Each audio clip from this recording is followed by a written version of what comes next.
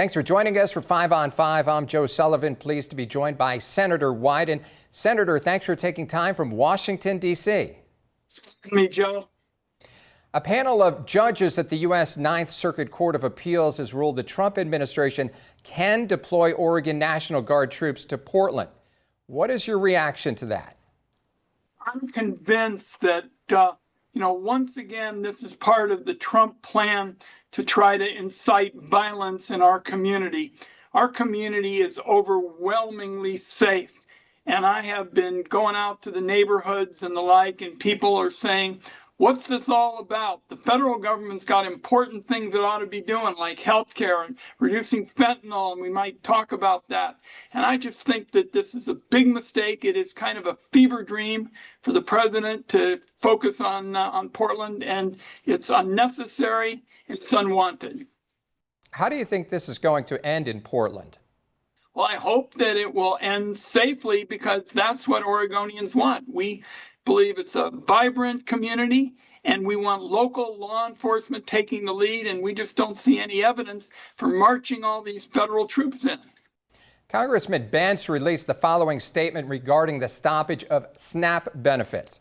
The reason this money is not available is because most of the Democrats in the U.S. Senate have essentially taken the nation hostage by refusing to vote in favor of the continuing resolution passed by the House, which would keep the government open. Senator Wyden, what's your reaction to Congressman Bentz?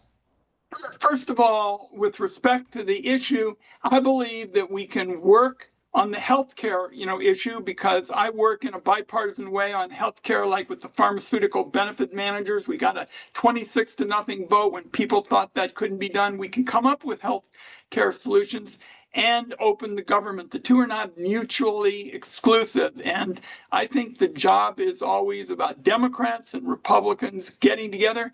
The congressman and I are working together on the Owahis. So I'll work with anybody who wants to do the right thing.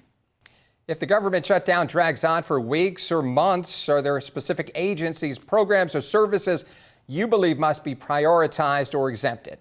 I'm particularly concerned about SNAP benefits. These are the benefits that go to seniors and kids and the disabled, and it could kick in very soon, and that would be a real priority for me, working out that kind of assistance, because those folks need that nutrition or they get sick.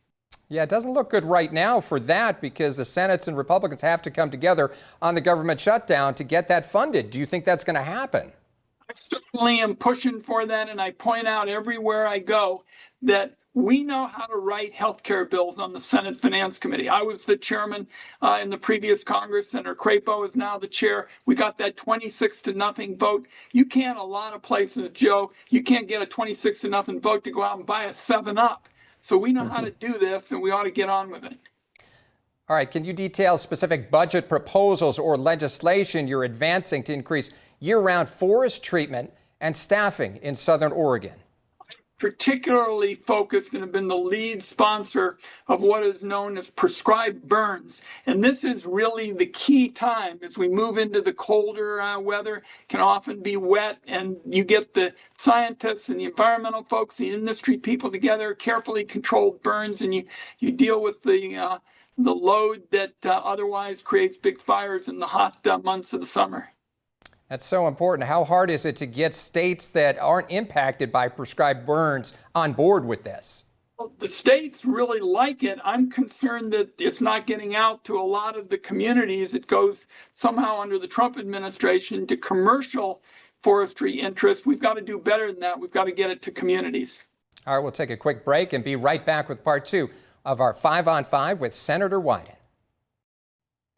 I'm Joe Sullivan. Welcome back to part 2 of our 5 on 5 with Senator Wyden.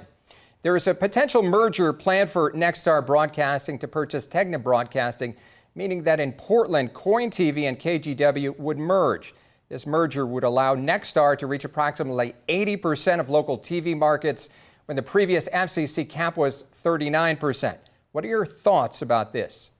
I think it's a mistake, Joe. We're dealing once again with a consolidation being all about bigness. And what we really need is to make sure that there's a chance to protect local owners and viewers from these gigantic mega mergers. Now, this has got to go through the Federal Communications Commission. I'm opposed to it, and I'm going to do everything I can to block it. What can you do to block it? Well, what I can do with my colleagues in the Senate is speak out about it. I mean, the Federal Communications Commission has always been sensitive to public opinion. When I was a member of the House of Representatives, I was on the committee that oversaw it. I can tell you public pressure matters. You've called on the Trump Drug Enforcement Administration to crack down on fentanyl middlemen. What led you to call for this? Well, this, of course, is an extraordinarily dangerous synthetic opioid. It's something like 100 times stronger than most other kinds of drugs. And we've got these middlemen known as chemical brokers, and they're playing a growing role in terms of these kind of chemicals getting to the drug cartels for illegal fentanyl production. And I've been working really closely with Chief Ivins there in Medford, and he says communities won't see less fentanyl on our streets unless we have this kind of solution, which deals with the problem at its source. And in this case, we're talking about the chemical brokers who supply the cartels with the needed materials to manufacture fentanyl. And I'm really proud to have the support of Chief Ivins. We've worked together on these issues in the past, and he says that my legislative effort is just absolutely key to getting less fentanyl on the streets. Senator, we have about a minute left. Is there anything else you'd like our viewers to know about? Well, I want to mention also the question of holding down healthcare costs. I've got ideas, for example, on how to keep insurance companies from ripping off taxpayers. We know how to control healthcare costs. That's what I'd like to get on with, and we ought to do it in a bipartisan way. All we need is the president to say to leaders in the House and the Senate, let's get going on putting this together in a bipartisan way. Senator Wyden, thanks for your time from Washington, D.C. Thanks for having me.